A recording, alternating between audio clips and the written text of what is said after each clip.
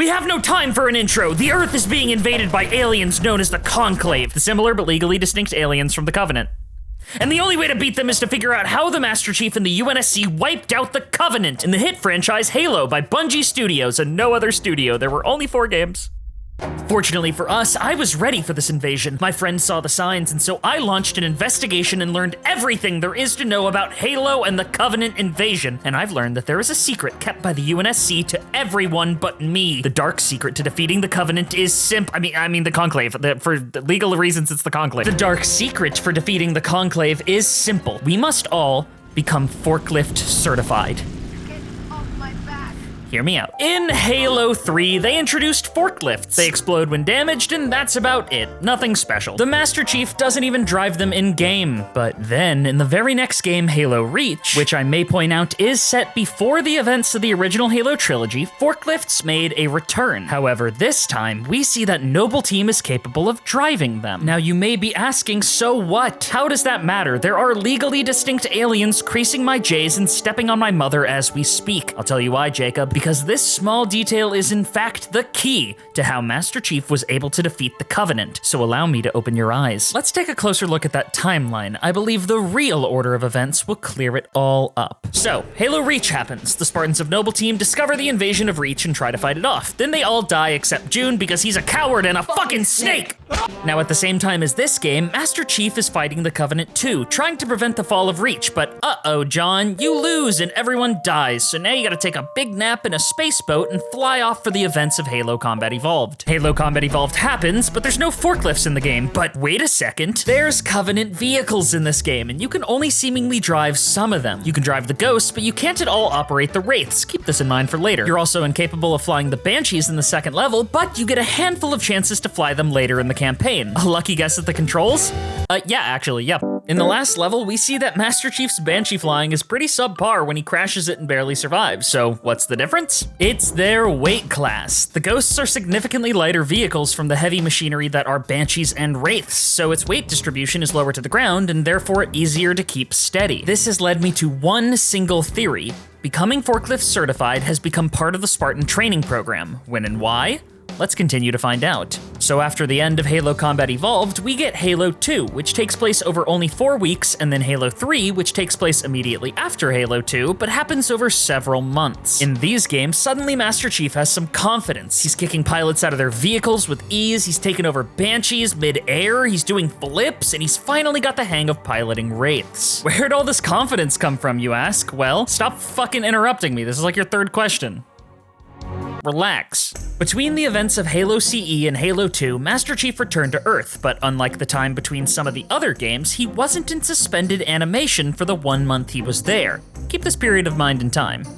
What? Interestingly enough, on the back of the original box of Halo CE, it says that Master Chief is the master of any weapon, pilot of any vehicle. And yet in Halo 3, he can't even drive a forklift, which is classified as a powered industrial truck. And in Halo CE itself, he is incapable of driving many Covenant vehicles. And the ones he can pilot, he seems to be a novice at operating. Also on this box, it claims that he's the last of his kind, which is proven untrue in Halo Reach and every other game. So this box is just fucking lying. This shit is split-lip propaganda, move on. Now that topic's a little dark, nobody likes propaganda, so let's talk about something nice and easy. Ethnic genocide. Master Chief wasn't exactly designed to combat the Covenant, whose goal is to wipe out all of humanity and all other life in existence, but humans are the important one here. You see, much like most of my channel's fans, Master Chief grew up without a father, but unlike my fans, the trade-off is that Master Chief is employed. The Spartan 2s, like Master Chief, were kidnapped from a young age, replaced with clones, and then brutally trained and augmented as soldiers meant to quell insurrectionists on behalf of the UNSC, an extremely grim and controversial purpose, but then the Covenant showed up, so suddenly the UNSC had a moral justification for their existence. Spartan 3s, however, like the likes of Noble 6, were intended from the beginning to fight the Covenant. You'd think that with the differences in their purpose, they'd also have many differences in terms of their training. You now have almost all the pieces of my theory, so let's go off the deep end. I now present to you my full theory. Due to the onset of the Covenant War, Master Chief, who was made to fight insurrectionist humans, was unable to train properly to use Covenant vehicles. The constant fighting didn't allow him to receive the proper training to turn their weapons against them, which is why he became far more familiar with handheld weaponry than something more complex like a vehicle. Meanwhile, the Spartan 3s were being trained to fight the actual Covenant, so it'd be reasonable to assume they were given actual training in how to operate Covenant vehicles in the field.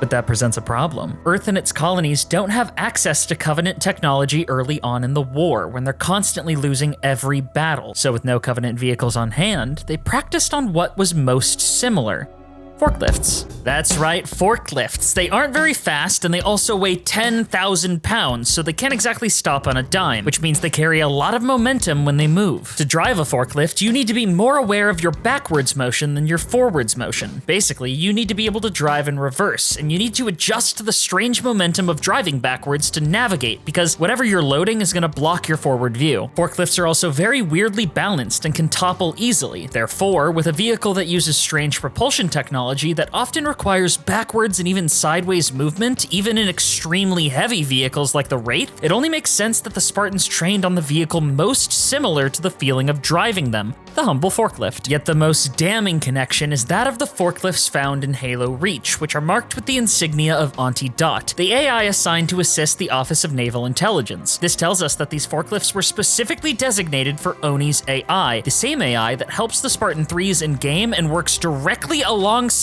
the scientist who created the Spartans in the first place. I attempted to examine the similarities between forklift consoles and the consoles of Covenant vehicles, and they all seem to have a twin-stick apparatus that both move independently when piloting. This is actually extremely similar to how a forklift controls in real life, where one hand needs to be on a steering wheel to manipulate steering, and the other hand operates multiple levers to control lift and tilt. As much as I tried, I couldn't figure out exactly how the Banshee controls work beyond the console lighting up, so I decided to try to ask an alien themselves for the answer, but I couldn't find any behind my local Home Depot, so I gave up. Remember how I said that after the events of Halo Combat Evolved, Master Chief returned to Earth for a month? Well, during that time, I believe he received the proper forklift certification, which made him more comfortable with the use of Covenant vehicles. This perfectly explains why he can drive more things in the second and third games, and why he has more fluency in their controls. In conclusion, Master Chief and Noble 6 are both forklift certified, and that is how the UNSC truly beat the Covenant.